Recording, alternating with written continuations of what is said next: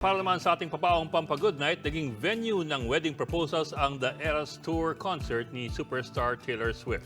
Pare-parehong nag-propose ang mga boyfriend sa iisang kanta ni Tay.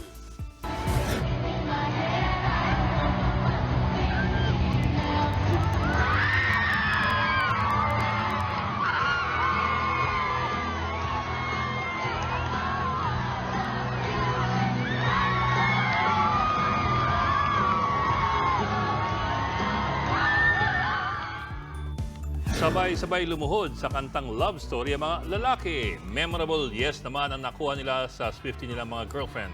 Nag-propose sila sa iba't ibang lokasyon ng tour. Meron sa Australia at meron din sa Singapore. Hindi lang Swiftie kundi pati ordinaryong netizens ang kinilig sa mga proposal.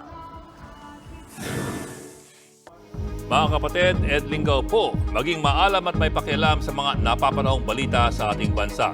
Para sa mas malalimang pagtalakay at paghimay sa mga issue at headlines, tumutok lamang at pag-subscribe sa social media pages ng News 5.